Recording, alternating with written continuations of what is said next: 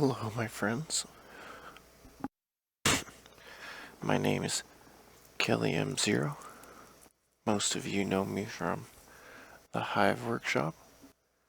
Some of you may know me from StarCraft 2 Mapster.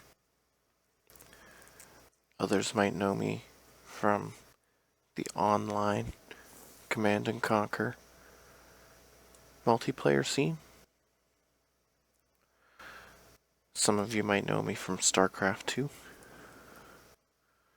Some of you might know me from Barotrauma.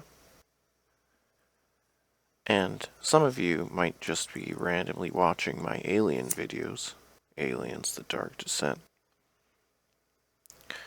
You probably expected another one of those. I am interrupting this series to help out a friend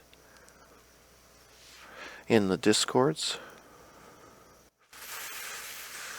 with his model. For those of you who don't know, I am used to doing 3D models from certain different video games. I used to do 3D models for Kane's Wrath, for Command & Conquer. I used to do Warcraft 3 model editing, extensive amounts of Warcraft 3 model editing. That's how I started my 3D editing career, my hobby. I also spent some time dabbling around with the 3D editing of the Dawn of War Warhammer 40k models, and many hours spent in the Galaxy editor. If you've ever read my bio on YouTube, I spent about 45,000 hours in what's called the StarCraft 2 Galaxy editor.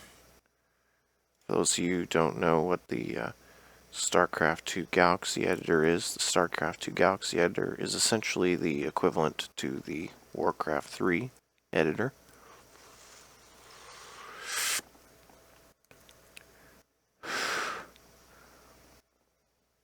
My primary project is known as StarCraft 2 Futures, and my particular project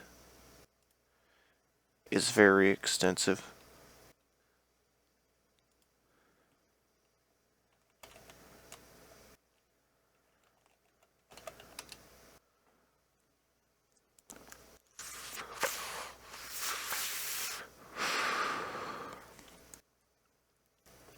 I'm just firing up the Galaxy editor so that we can better see what is happening in 3ds Max. For those of you who don't know, there is a certain way to use 3ds Max with StarCraft 2. It's called the StarCraft 2 Art Tools. The StarCraft 2 Art Tools will unlock certain special windows in 3ds Max. It will show up here as the StarCraft 2 SC2 Art Tools. And there are additional buttons known as the Export Floater and the Import Floater.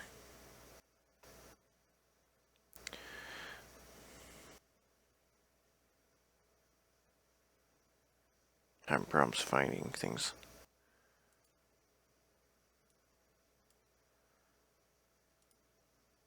Yeah, this is the Export Floater. Anyway, today we're going to talk about how to create meshes that attach properly to bones. I'm going to show you two ways of doing it.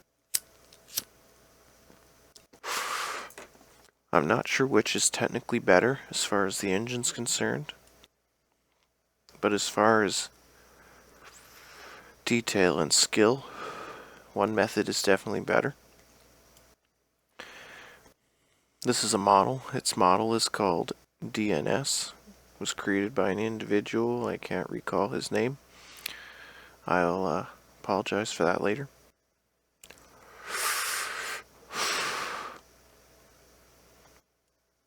What I think it stands for is Digital Settlement.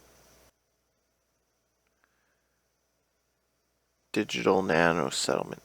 So the idea is that this is like a settlement. It's a very low poly model. but the idea is that it has these 3 branches that go straight up and down, and this person is attempting to animate it in such a way so that during certain animations these limbs will rise and fall. So we're going to head and start. This here is a branch, and it has an editable mesh. When you left click it, I took the liberty of creating fresh ones for the guy who's watching this, or maybe watching this later. I deleted your work. I'm sorry. I deleted it. I'm sorry. These are all basically blanks. They're not attached to anything, and they're not animated in any way. So the first way I'm going to teach you how to attach things is a button called link. So this here is just in the way. So a neat trick that you can do is you click this and you click the light bulb icon to hide it. You can always click it again later to bring it back, but it makes doing this type of work much cleaner. Now, we click this piece here. This piece, actually we're going to do number 1 first. So number 1 is this piece here. It's not attached to anything. It's just an editable mesh. This is the simple way of doing it. You take a bone like this, such as bone pillar 1, and this one is 2.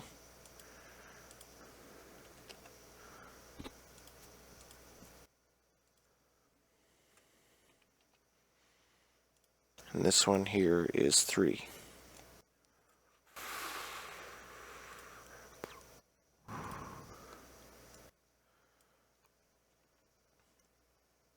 You left click the mesh that you want to attach, and then you click this button up here. It says select and link. It looks like a chain. You left click this and you drag to this bone. That's it. This piece of mesh is now attached to this bone. It'll show up underneath here like this. You didn't add any modifiers, you didn't do anything to do with skins, and you didn't do anything to do with animating either. Although, in theory, if you animate this bone, this mesh will simply follow this bone, regardless of nothing, including scale and rotation. But that's not the actually super professional way to do it. So this is the other more professional way to do it. You take this mesh, right? You click vertexes. You left click select to make sure that you get oh,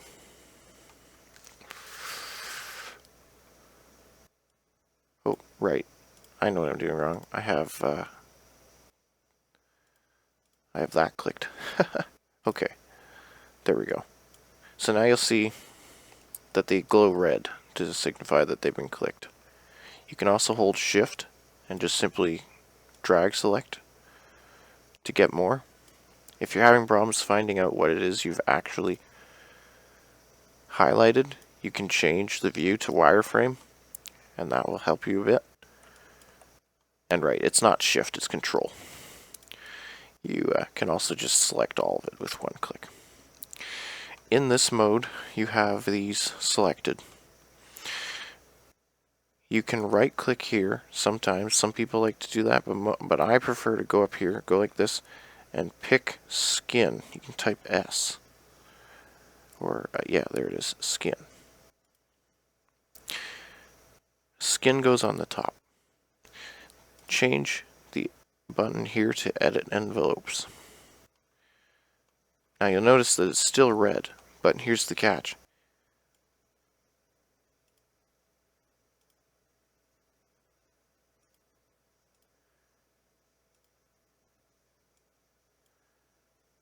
I'm forgetting my buttons now.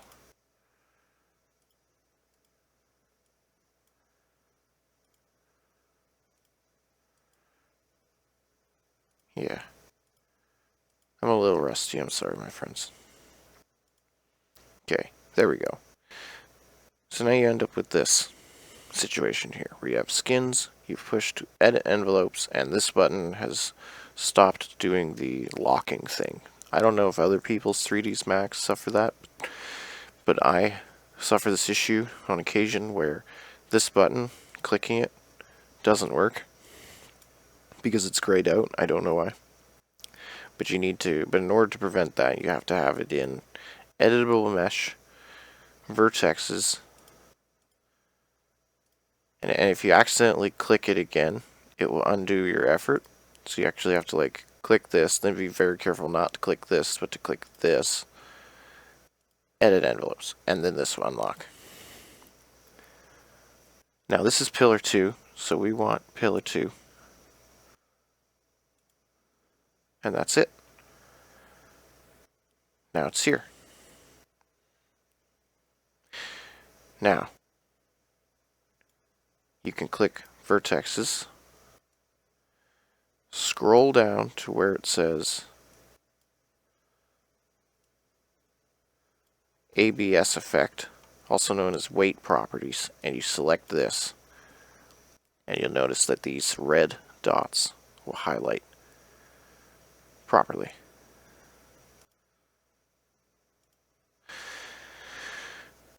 Then you click this here, and you'll notice that because this is the only bone in the list, it will automatically be set to 0.1, or 1.0, excuse me. However, if you have more bones in here, in this list, it will change that number. So if there's 2 bones, it will change it to 0.5. If there's 3 bones, then it will change it to 0.33333333. If there's 4, etc. So the more bones there are in this list, the more ambiguous this number becomes. So if you want to select a specific piece of mesh, for example, like say a single dot, and you want it to attach to a specific bone, you will pick that bone in the list, you will scroll down here, and then you will type 1.0, and that bone will become the only bone that it's attached to. So if you're ever suffering from skin modifier issues where there's little pieces of leg sticking out of characters, or if there's like little bits of hair and things here and there that are doing weird stuff, or if any of your mesh really is doing anything odd, chances are you just need to go right here, change the weight property, change the weight tables, and alter whatever piece of mesh it is that is not attached to the proper bone. And you do it by typing into this here. This is called the weight properties. Now that you've created this skin, you can now unclick this, get out of this, and then you select this bone, and now anytime that you rotate this bone, you'll notice that oh,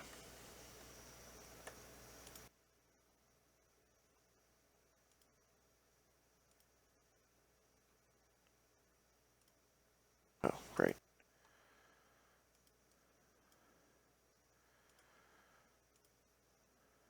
There we go.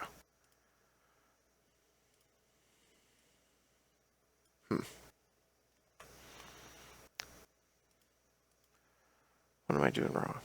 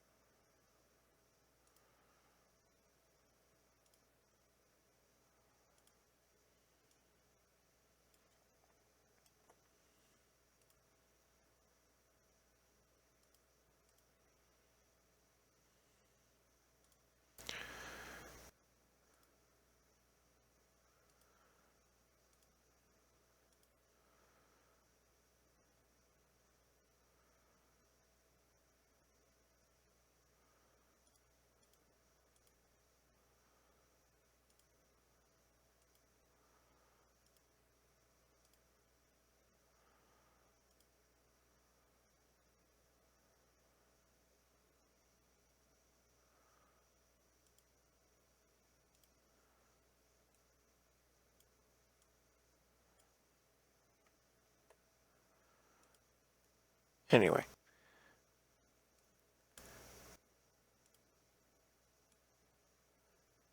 As you can see, when you do it this way, the bone attaches to it quite easily.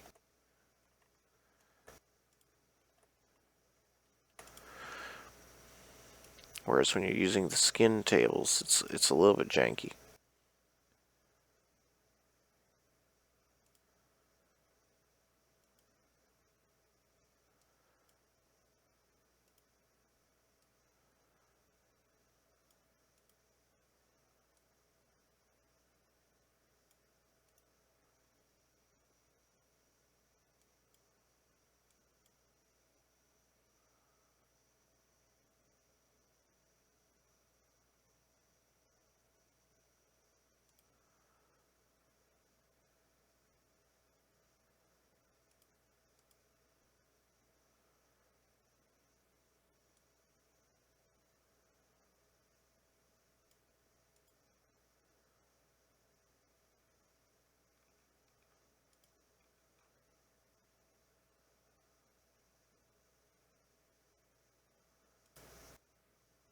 I think that might be it.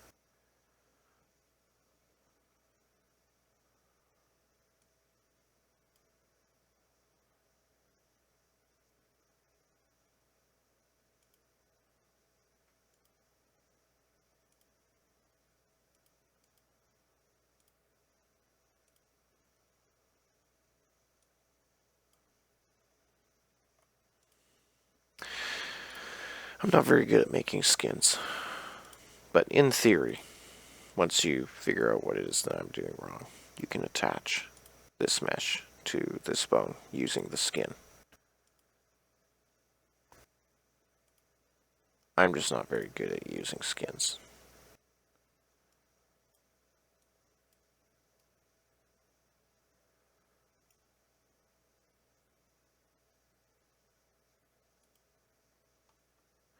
Oh, right. God, I feel so dumb. Now I remember.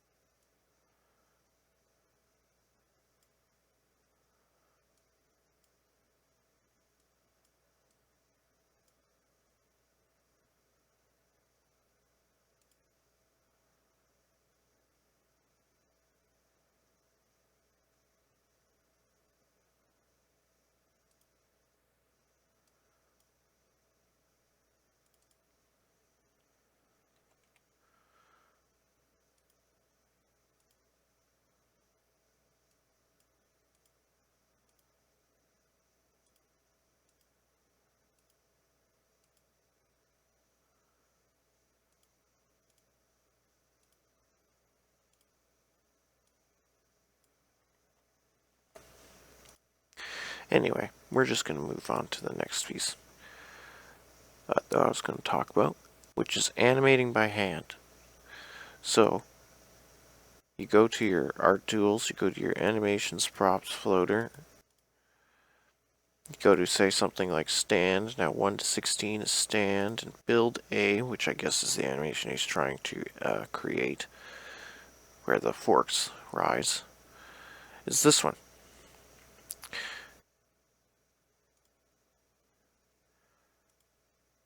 You select the bone, you select the move manipulator, you checkmark box this, which is auto key mode.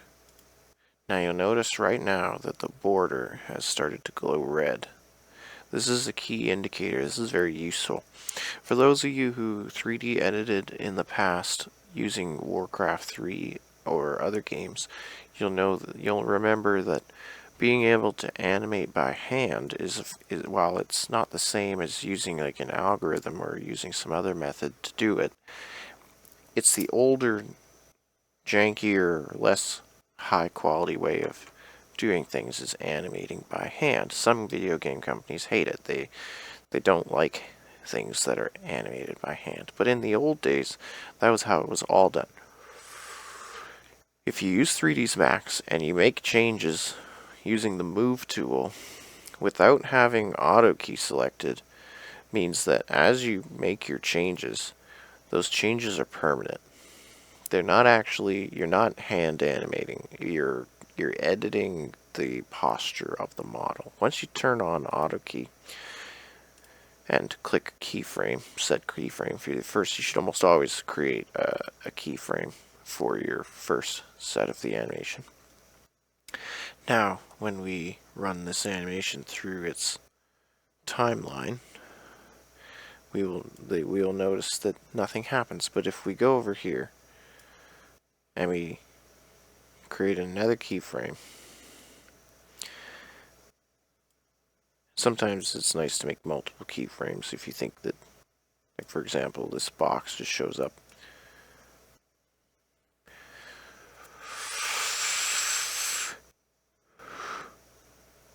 You go down here to the end of this one. This is going to be where it ends. This is where we want it to be.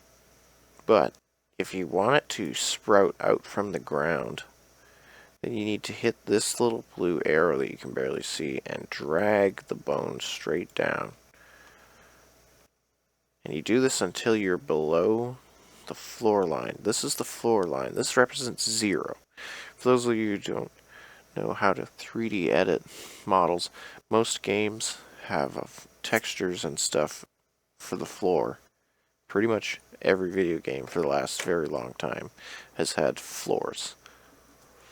Even the original Doom game had floors. I mean, like every single game pretty well ever has floors. They very rarely have just nothing. So this represents your floor.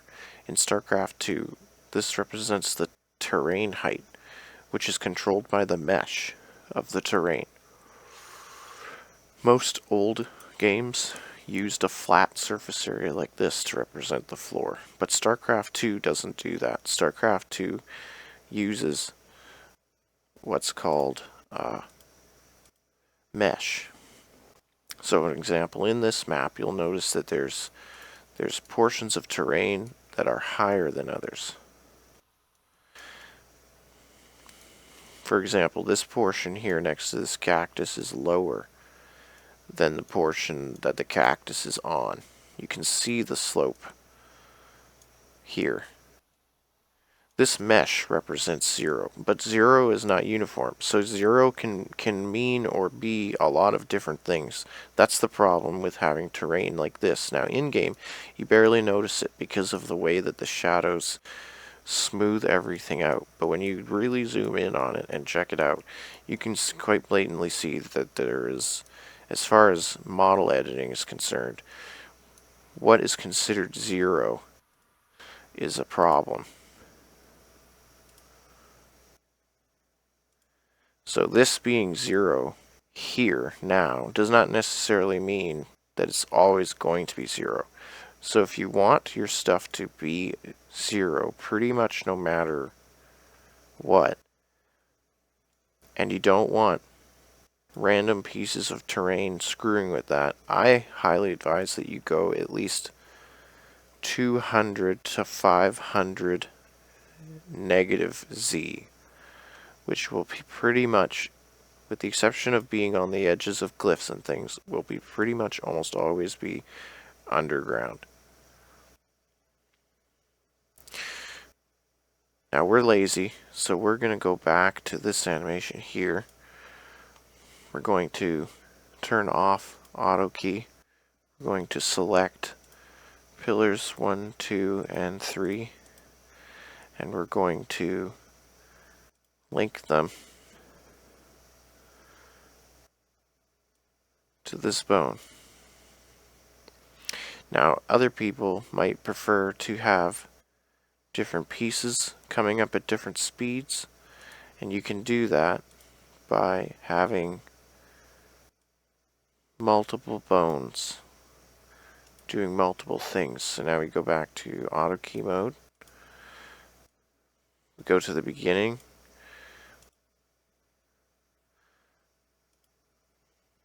Now remember to always create keyframes for your bones individually.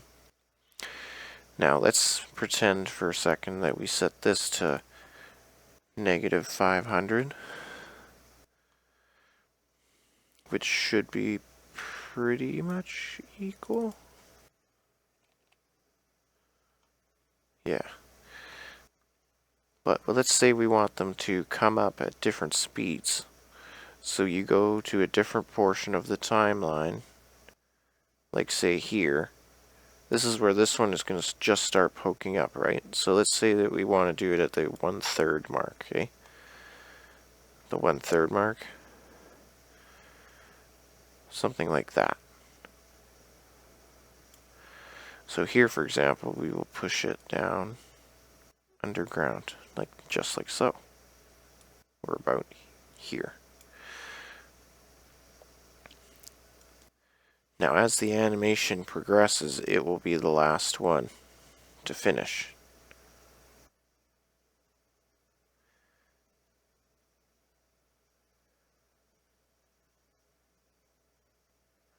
If you want to be really fancy and have it so that this one finishes coming up before this one starts, you just move this timeline.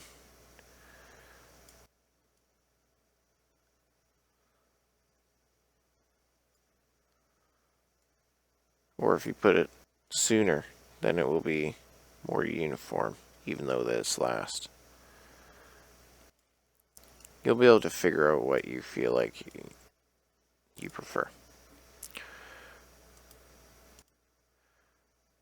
To properly test and see that your stuff is working, you have to use what's called the scene editor, the cutscene editor.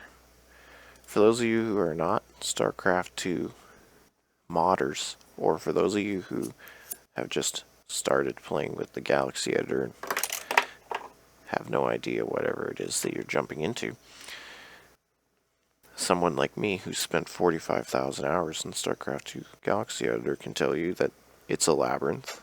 It's definitely a labyrinth. The button I'm speaking about is this. It's called cutscenes.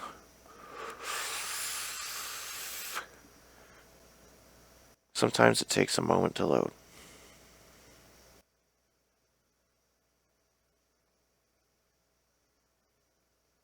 This is the cutscene editor. This is a scary thing all by itself. I don't even really know what most of these buttons do. I've never played with it, but you can essentially use it to create cinematics. That's how nutty it is. Not like high quality CGI cinematics, but in StarCraft 2, I know that those of you that don't play StarCraft 2 have no idea what I'm talking about, but in StarCraft 2 there's two forms of cinematics. There's what are called high quality cinematics, which are crazy and really expensive and really awesome. And then there are these lower quality, what are called story mode cinematics, where the material that's used to make the video is more similar to the mesh that's used in the game to create the game assets, as opposed to something more similar to, say, Godzilla. You have your Godzilla quality, and then you have your Mario Nintendo 64 quality. That's essentially the difference between this cutscene editor and an actual cinematic created in something like this, 3ds Max. To see whatever it is that you're making, the next thing we're going to talk about is UV wraps. UV wraps are a nifty trick, also known as the unwrap UVW,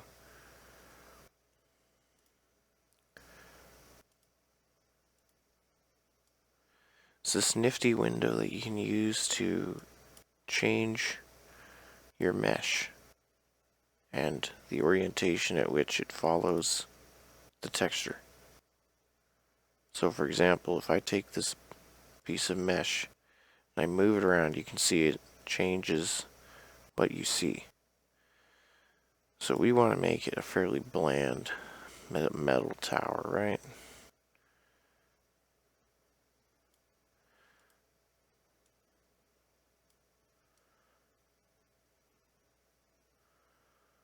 What do you think?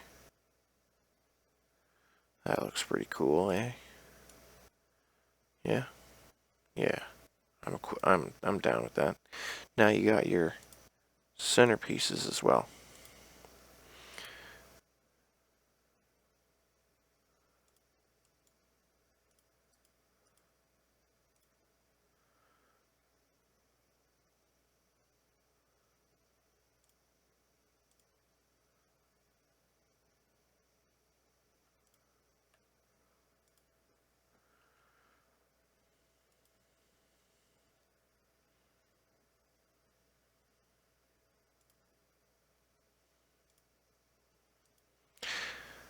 Now this is harder because round meshes are kind of hard.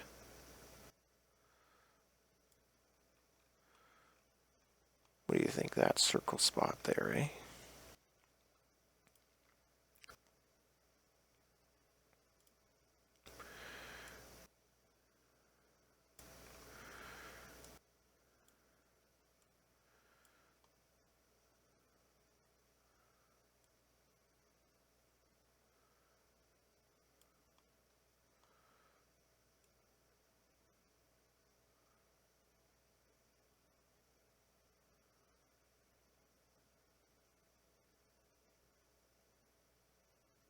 Kind of a lazy job, but works for now, sorta.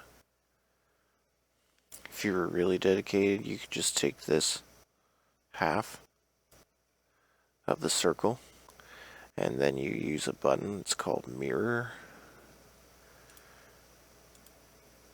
which I think is this. And then you just move it over to about where it should be on the other side. And you'll end up with that. Kind of a lazy way of doing it. The old Warcraft 3 way of doing it would have been to take each one of those points and move them over and over until you ended up with what I just did there in about 3 seconds of time. But in the old Warcraft 3 days, you would have to manually do that because there was no such thing as mirror when you're using your UV wraps button. Well, there was, but it would crash your model editor and destroy 6 hours of work. So now that you end up with something like this, you want to see how it looks in the game, right? So first you save, and then you go up here to this button, Export Preview. Now in this, sometimes you'll get this error, and it just depends on what the problem is.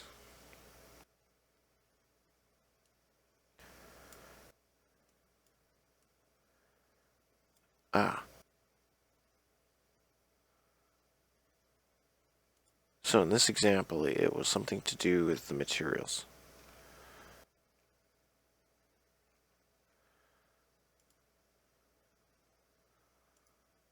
Oh.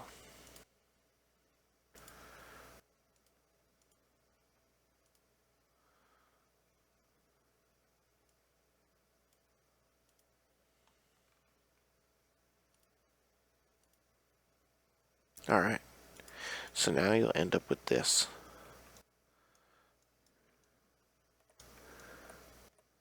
Now this is during the stand animation, and during the stand animation it's down. But if you press Shift and then D, you'll see that there is 2 animation sequences. Stand and build A.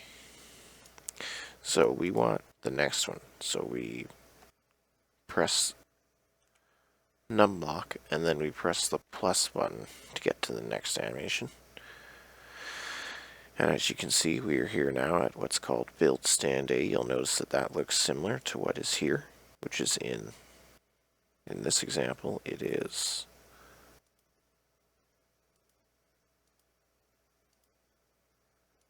yep, it is. So it says build stand A. And you can move this slider button.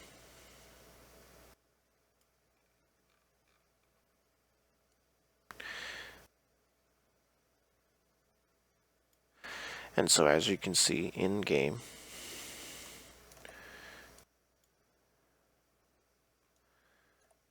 it will have an animation, and you can press this play button to watch whatever it is that you're creating.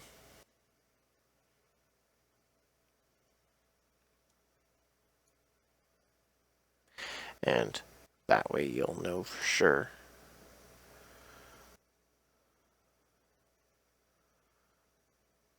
that your animations are playing the way you want them to. Now you'll notice that in the very last frame it seems to glitch out at 3:30. Over here you'll notice that it disappears. This is because it's going to stand. So if we go to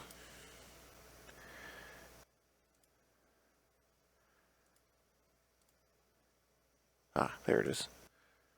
Nope. The other thing. Nope. Nope. There it is. So if we go over here to this animation, you'll notice that it's the same. It's the same deal. A really lazy way of doing that is to go down here to this is just called the time configuration. You go to start time 1, you can go to 0, and then you go to end time or whatever it is that your other animation, which I think was 3:30 for the end frame. You'll notice that now we have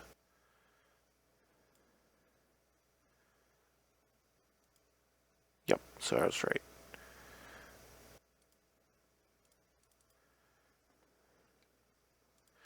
A really lazy way of doing this is to go to this frame here, the one that's highlighted. Or no, this one. You go to this one. This is the natural one. And you click Shift. You left click this and you Shift left click drag to 0. And then that way it will copy paste your frame. So now when you go to stand,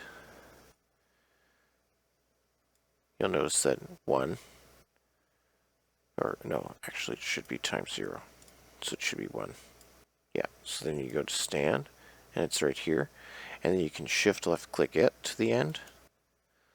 And then now your stand animation will be stationary. But if you go to build, and you run through build, it will go all the way up till the very last frame.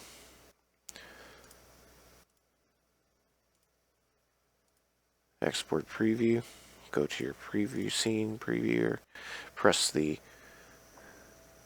star icon on your, you can change these hotkeys to whatever you want.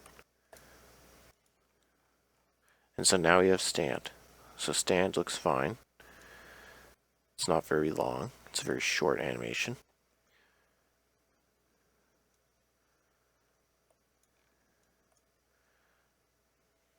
You press the plus sign, and it will take you to the next animation.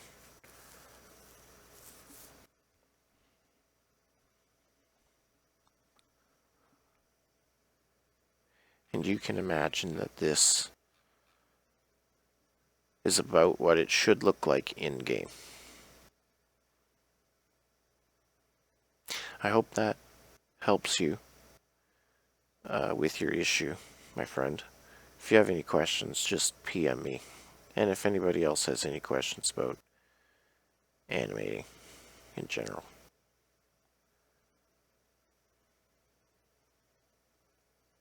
Hopefully you found this helpful.